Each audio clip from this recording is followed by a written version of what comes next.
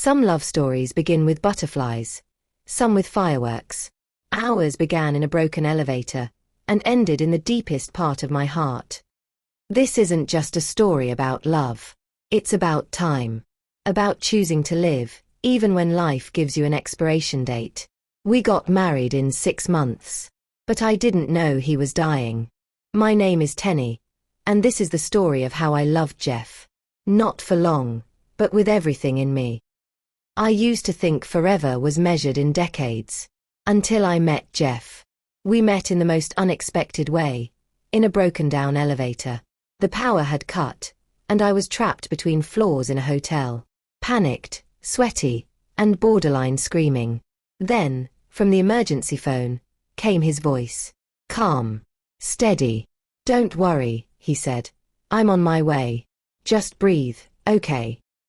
That was our first conversation. He smiled like nothing in the world could shake him. And I felt like I'd just stepped out of a rom-com. Tall. Clean cut. Eyes full of quiet laughter. He handed me a bottled water and joked.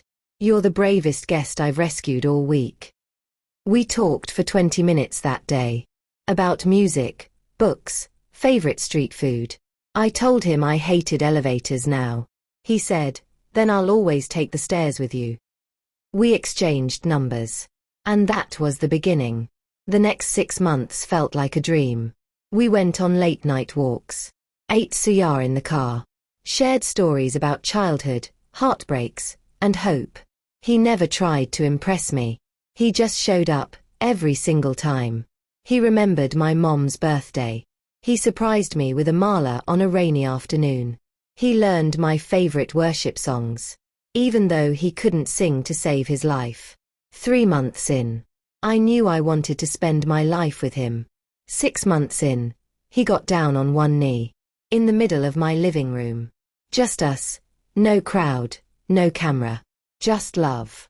He said, I may not have everything in this world, but if you say yes, I have enough. And I said yes. Without hesitation. Without knowing what was coming. We got married on a beach in Lagos. Small ceremony. Just family, a few close friends, and the waves crashing like applause. I wore a white sundress. He wore a cream agbada with no cap, because he said he wanted the breeze to bless his bald head. He was always joking. Always light. Marriage with Jeff was warm. Comfortable. He'd sing off-key in the morning while brushing. Make tea exactly the way I liked it. He would send voice notes in the middle of the day just to say, I miss you, babe. Smile for me, okay?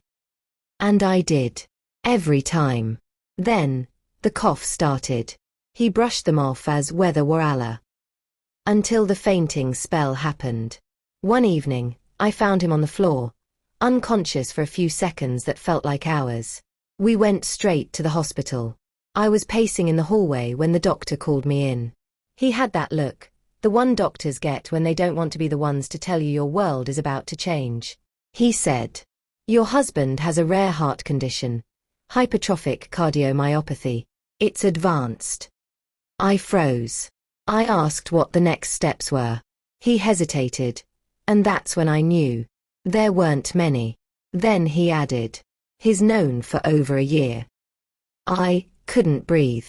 I didn't yell. I didn't cry. I just stared at him and said, why didn't you tell me? He took my hand, looked into my eyes and whispered, because I didn't want you to fall in love with a countdown. That night, we didn't sleep. We talked, cried, held each other, for hours.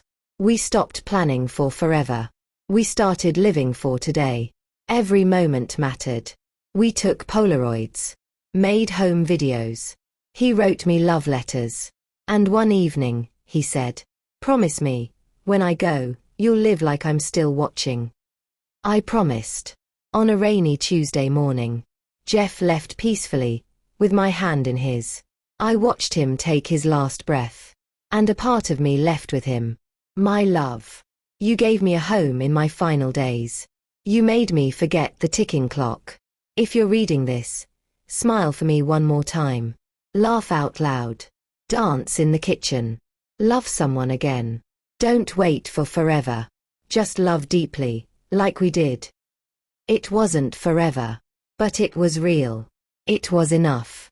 Have you ever loved someone and lost them? Share your story below. Someone might need to hear it. Thank you for watching. Kindly subscribe and hit the notification button for more videos.